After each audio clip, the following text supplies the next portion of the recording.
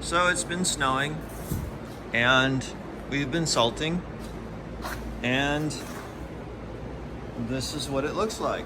So if you're gonna clean the solder off and it's not stupid cold outside, let's do it outdoors. Yeah, it's a lot less salt down the drains inside. It's a lot less mess indoors. And the salt residue will actually melt the parking lot off. And I'm sure our landlord will appreciate not having the drains rust and the associated wear and tear on the concrete floor. However, all that being said, if it is stupid cold outside when you're doing this, I fully expect you to do this indoors as respectfully as possible. Meaning, don't soak the walls, don't soak the tools, you know, common sense stuff.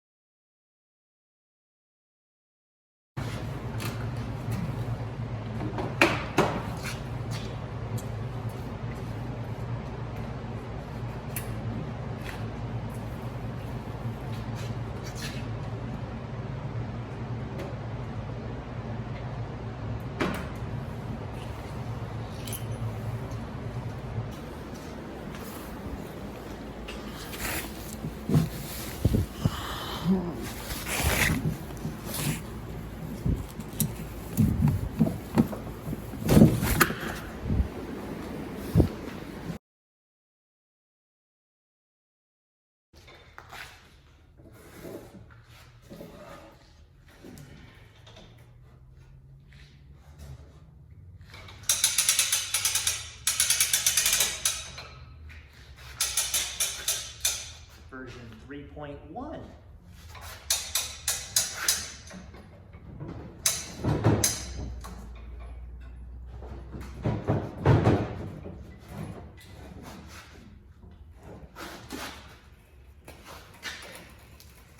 Better.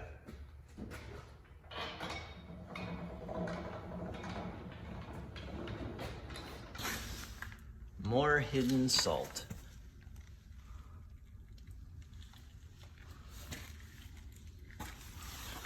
It's just, it goes everywhere. I mean, everywhere. All right. So this is the most important part of the whole deal. This cover comes off really easy. Now your transmission and electronics are underneath the solder, which I'm not a fan of, but it's the way they did it. One thing they've done to improve these over the years is this cover is now easy to remove. In fact, I'm going to get a few of these. There will be extras of these plastic insert pieces on the workbench, hanging on the pegboard. Look at all that salt. Now, it collects on the bottom of that cover. This stuff stays fairly okay.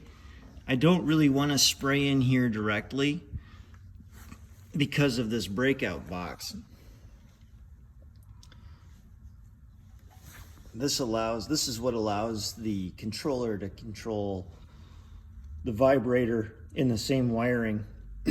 We could probably make the lights work with it too, but for now, we just have this plug.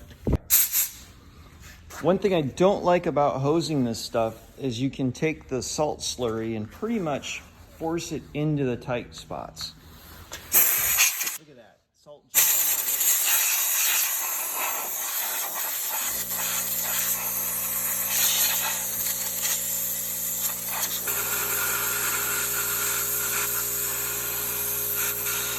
All right, I just want to protect that metal in there. So I got a little WD. I don't want to soak the electronics. I just want to put a little residue on the inside of there. And you might be thinking I'm nuts. Well, you've never changed a transmission out of one of these when it's 5, 6 years old. I have. It's terrible. It's absolutely terrible. If we can keep it clean enough to where this piece of plastic, you see how there's some slop between the plastic and the shaft? If I took that pin out right now, which ironically, well, I can't move it with my fingers, but if I tap that pin out right now,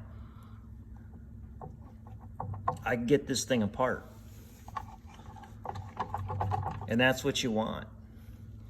Because in 3 to 5 years, these go out. At least they did on the old design. Now, the old design, it was 4 bolts and 15, 20 minutes to get in here. So you didn't do it. And it would get very corroded. With this new design where they've got it so you can take it apart so easy, you know, maybe we won't have that problem. Now I'm going to put this cover back on. And I'd love to leave it off for a few hours, just let it dry out. But the reality is, I'm not going to remember to put this back on, and it's one more problem when it's snowing and it's time to go again. Now, this is for your wiring. It goes down here. So make sure your wires pass through that. Line it up with the holes. No tools required. Now the last thing I'm going to do is set this up on its end.